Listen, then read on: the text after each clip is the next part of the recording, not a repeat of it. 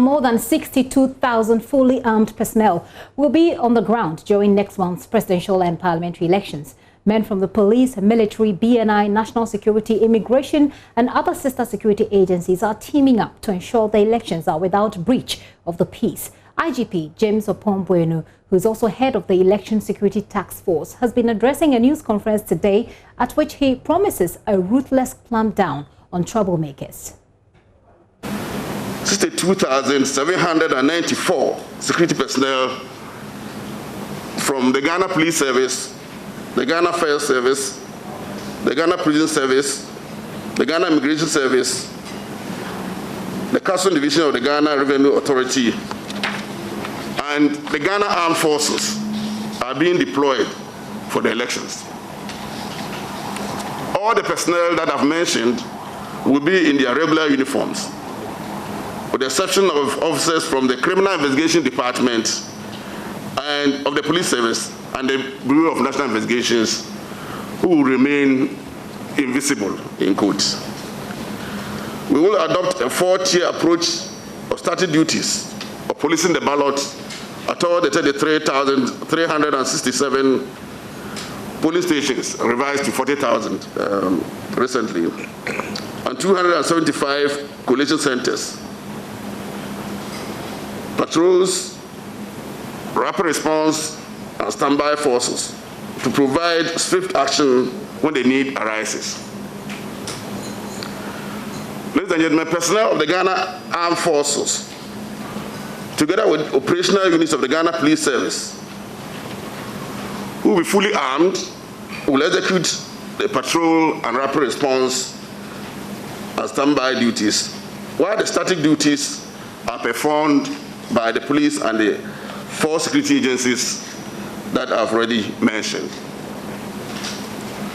For identification purposes, a special armlet will be worn by officers deployed for election duties on election day.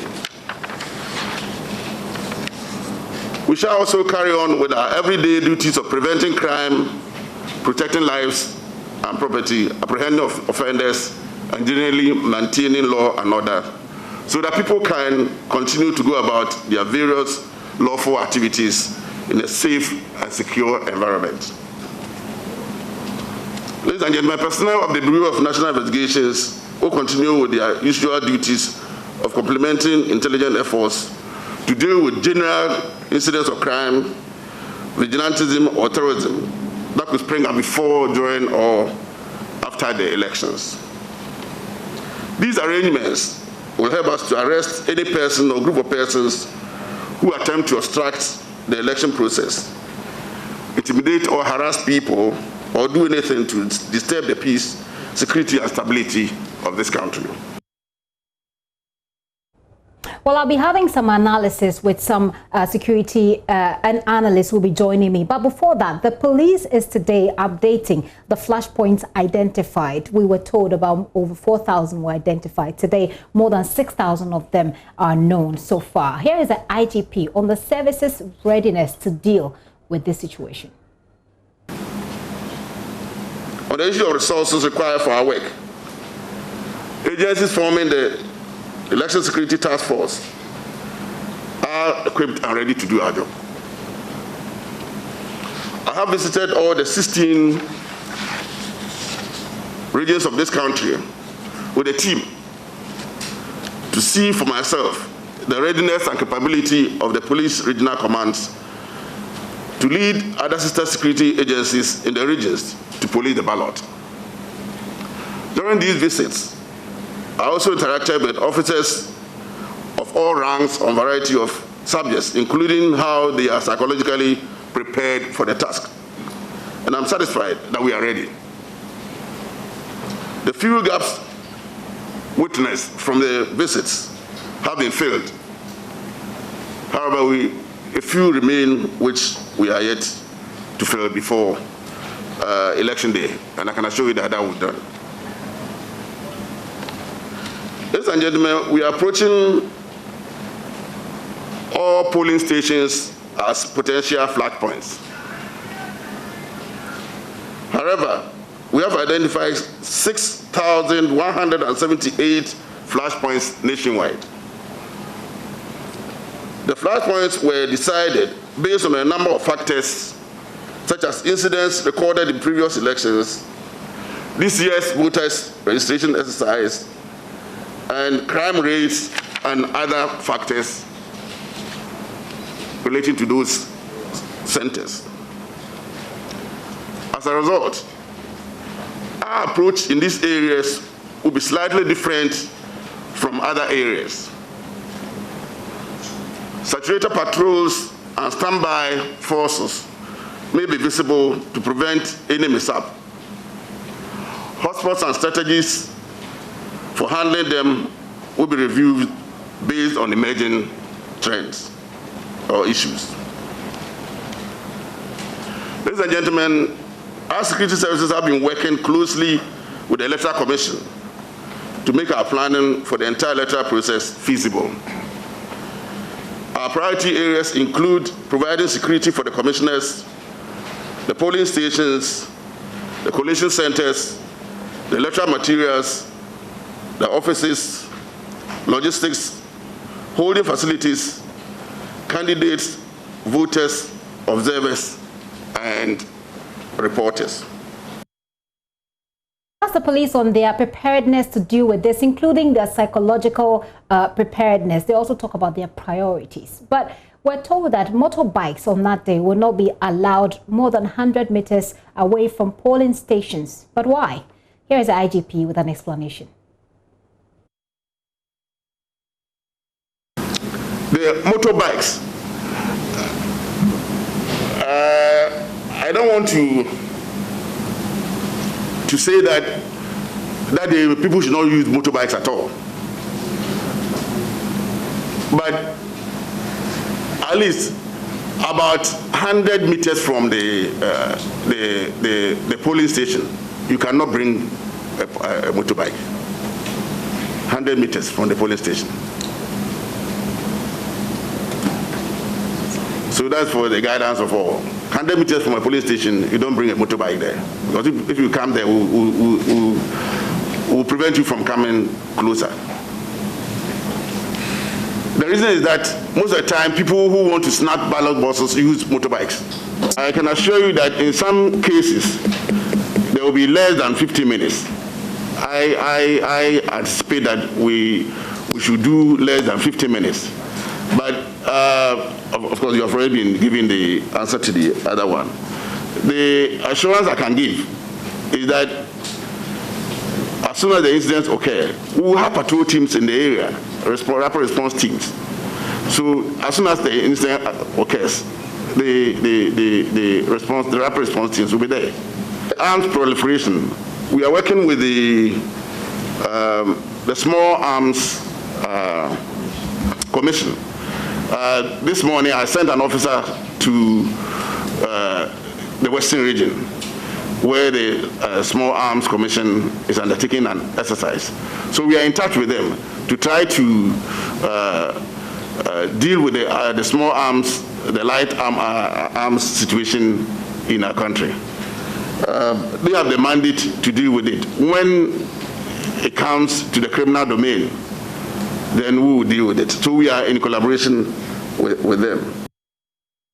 Like I said, I have some analysts to help us have a talk about what the police is, telling us is their plan. Joining me is a security analyst, Adib Sani. Adib, thank you very much for your time. Good afternoon.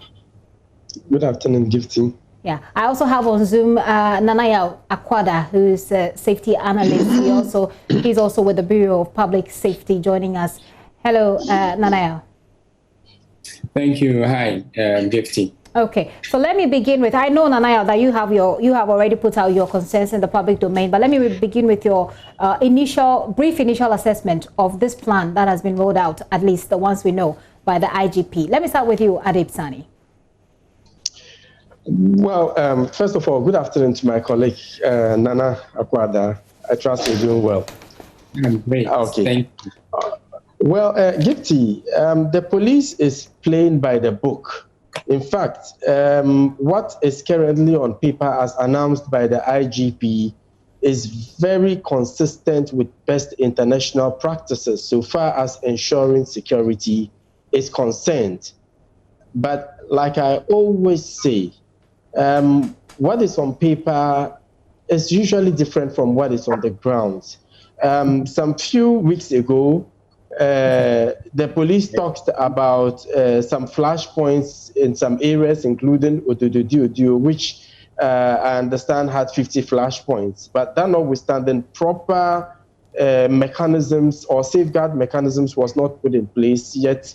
That is why we had these incidents of violence. But let me quickly add that the IGP talking with the Small Arms Commission to do something about small arms, I'm sorry to announce that it's too late to talk about small arms at this time.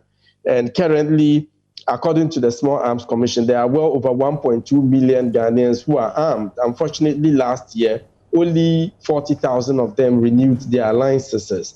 Now we're talking about proliferation of arms from other parts of the continent and even the local gun manufacturing industry in the country. I wonder what practical measure can be put in place for these arms to be retrieved. Unfortunately, we have been talking about this for some time now and nobody seemed to listen to us. Now we've gotten to the election and we're now talking about it. No, I think it is too late.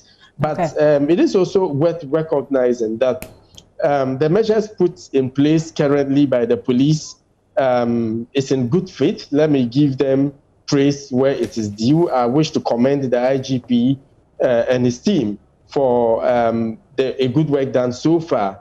I'm particularly excited that they listened to some of us who have spoken vociferously about the movements of parliamentary candidates from one polling station to another. For crying out loud, you are not EC officials. It is not your work to move from one polling station to another to ensure the right things are done. Right. Already, there are political party representatives there. Yeah.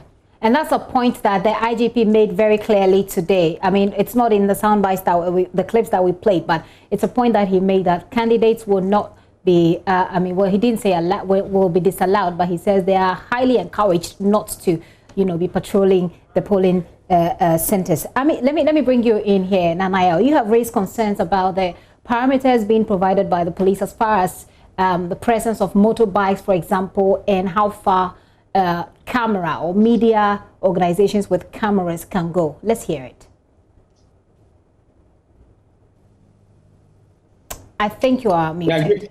Yeah, I just unmuted myself. Okay. Forgive me.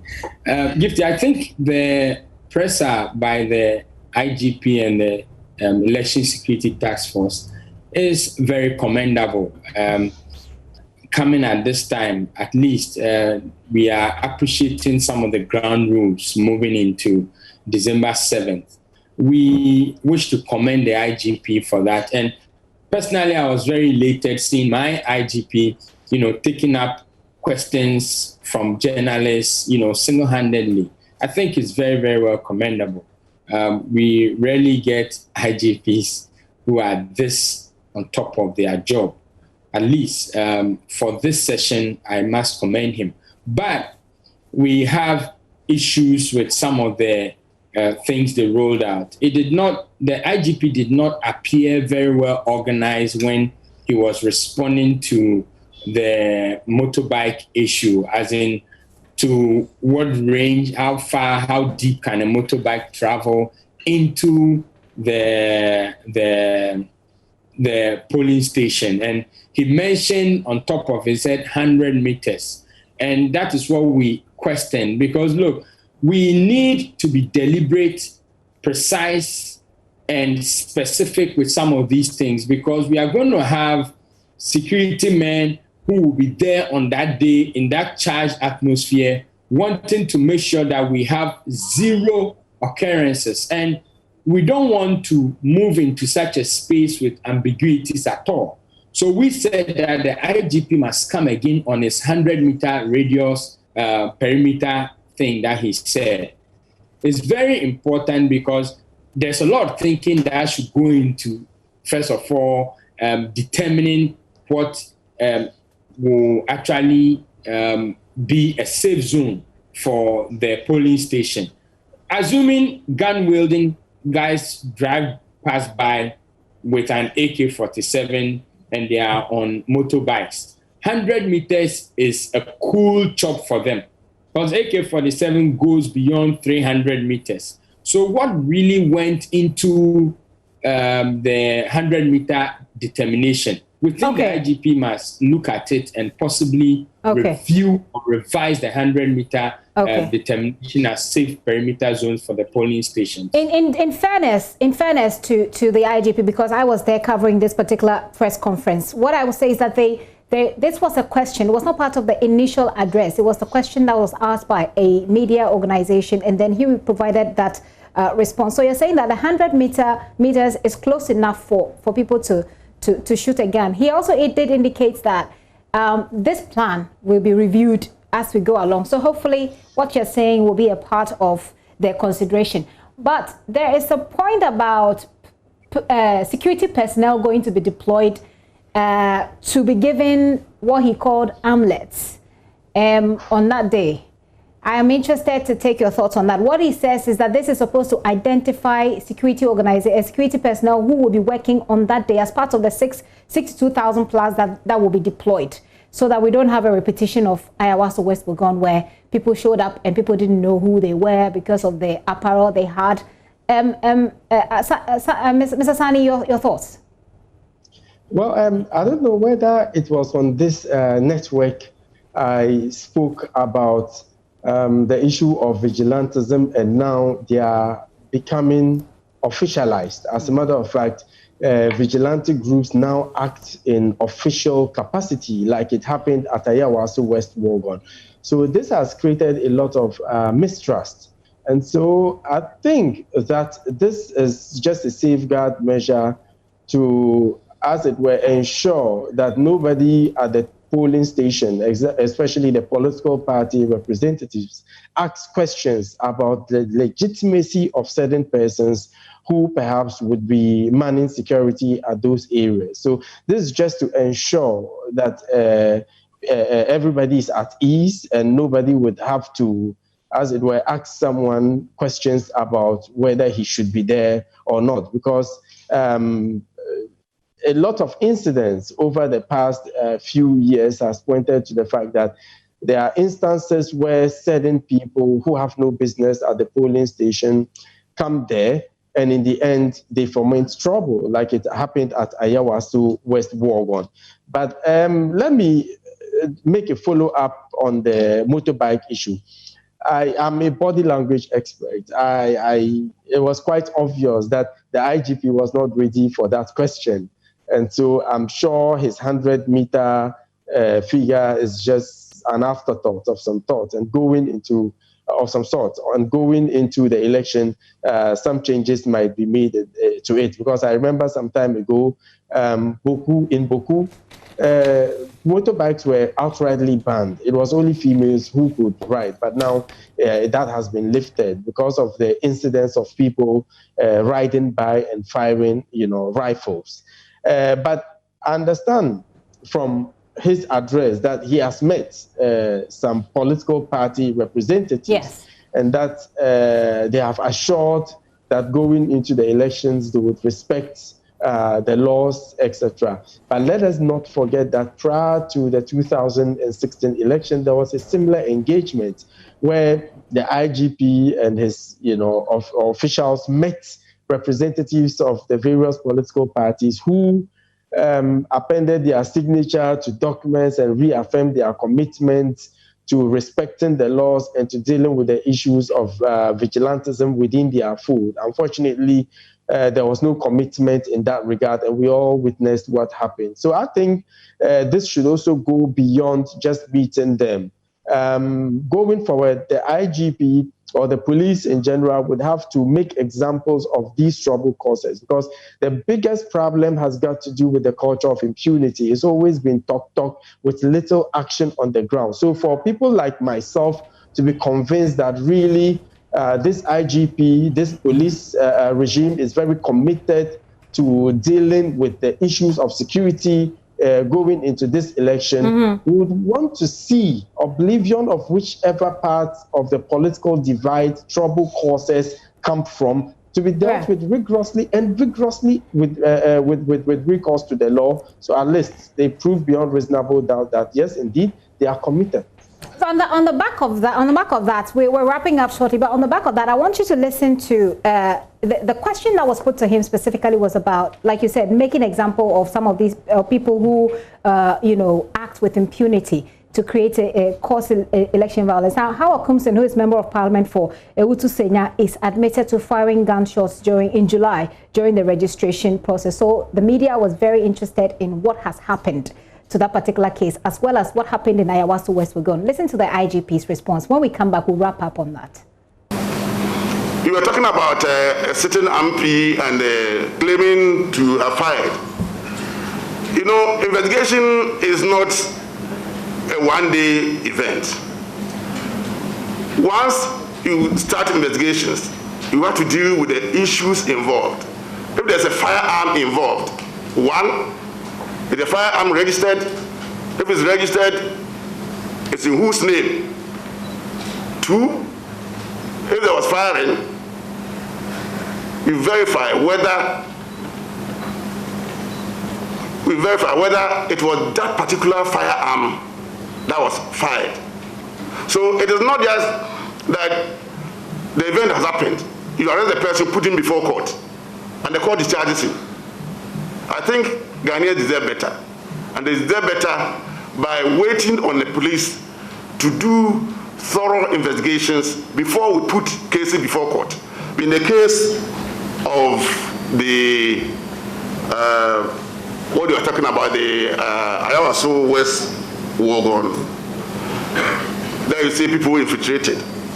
There has been a commission, there have been recommendations, a white paper has been published, certain things have been done.